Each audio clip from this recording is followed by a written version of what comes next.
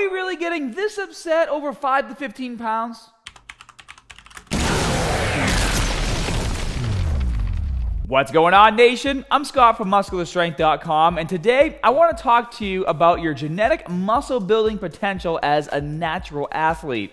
I had actually made a comment about this in my recent video response to Greg Doucette on training as a natural athlete versus enhanced, and while we agreed on pretty much everything in the video, how much muscle you can gain when you first start your fitness journey was something Greg disagreed with me on, and that spawned some other videos like the one by Steve Shaw to be made as well. So I want to address that today and talk about the numbers I gave, where I got them from, and why I said them. But before we get started, be sure to click that like button if you enjoy my content, and also guys, my completely free Guaranteed Gains program is now ready to download. So if you have no idea where to start and can't afford a trainer, this program will get you on the right track. It's my gift to you, no strings attached. Just click the link in my pinned comment below, enjoy, and make some gains.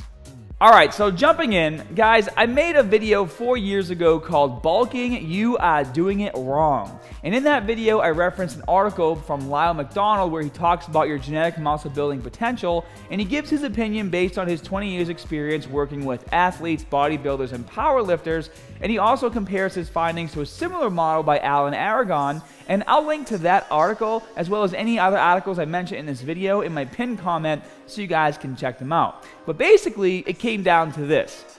Lyle Mcdonald's chart explains that in your first year of proper training, you can expect to gain 20 to 25 pounds of muscle, or 2 pounds per month. In year 2, around 10 to 12 pounds, or 1 pound per month. And in year 3, 5 to 6 pounds, or half a pound per month. And then year 4, and every year after that, maybe 2 to 3 pounds, and then it kind of tapers off. And now, it should go without saying that these numbers are for males, and for females, the values are about half per year. But if taken out of context, I can 100% see why this may have confused some of you.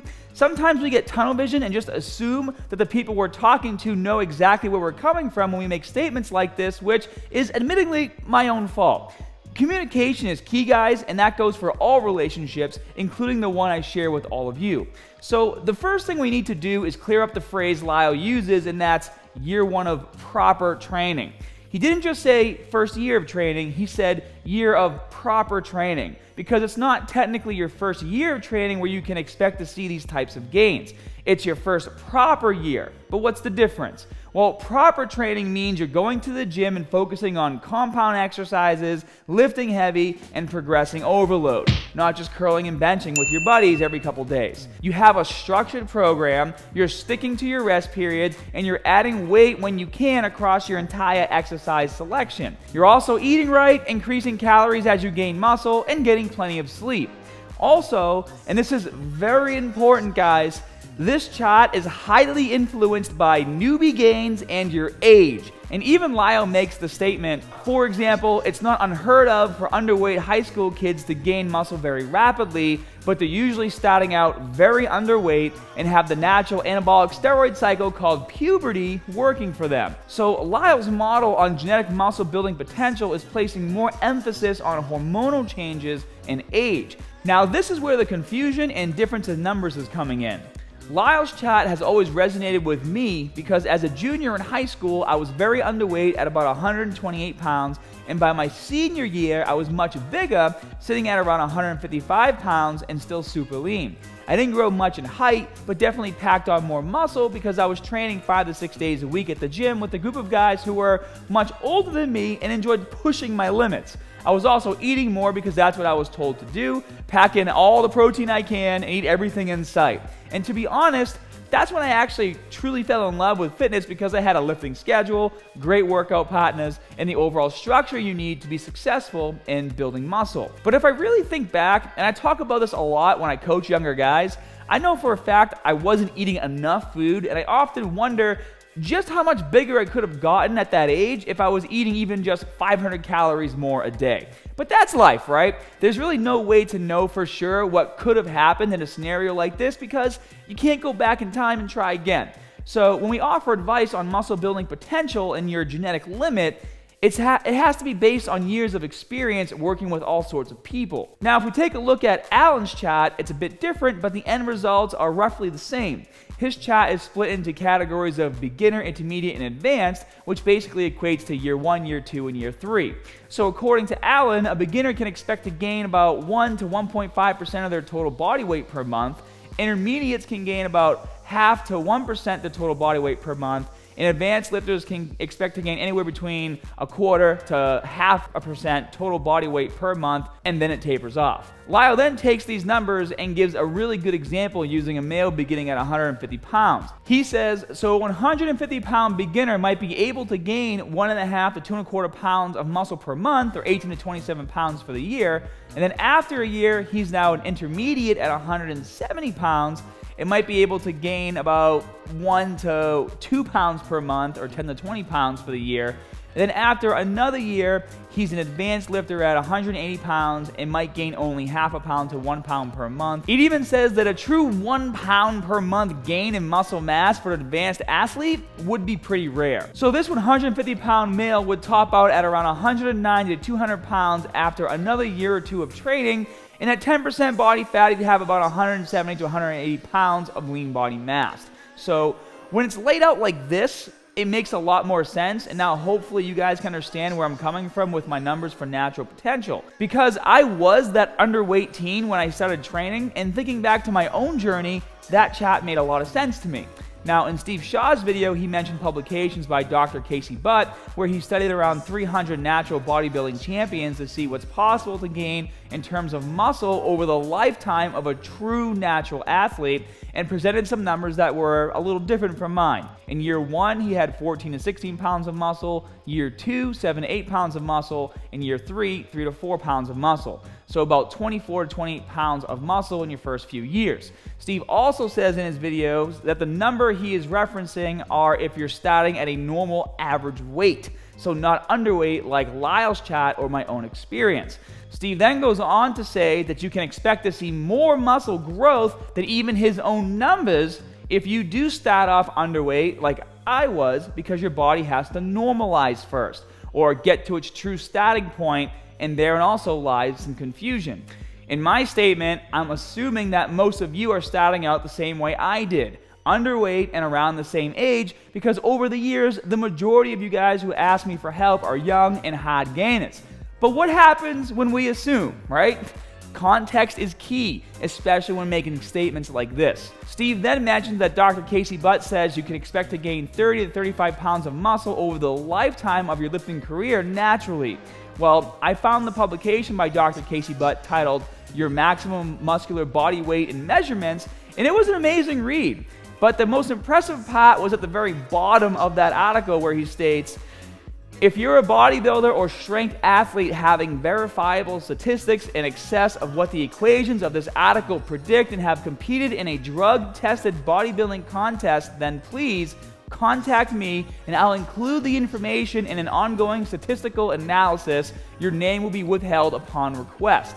This invitation has been open since this article was first posted in early 2007 and dating back through its predecessors to 2000, and remains so.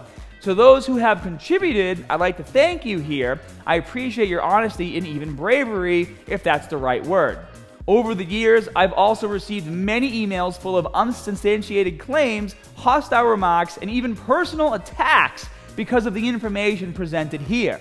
But in that time, though many have told me they're easily going to surpass these predictions, I haven't received any legitimate, verifiable statistics that significantly exceed the results of the equations presented above, including correspondence with some of today's top-ranked drug-free bodybuilders upon which the equations were partially based. So please, if you're not able to provide verifiable measurements contradicting the information in this article, then don't send me slander, accusations, and hate mail. Then if you scroll up, he has a link to his ebook, Your Muscular Potential, How to Predict Your Maximum Muscular Body Weight and Measurements, which is only about $10, and I purchased a copy because you guys ask me all the time in the comment section, what your maximum potential could be, and Dr. Casey Butt even gives examples of these equations throughout this article as well. And you know what? The more information I can learn and offer you guys, the better. That's why I created this channel to begin with. But we still have that difference where Lyle and Alan's chat say about 40 to 50 pounds over a lifetime of lifting,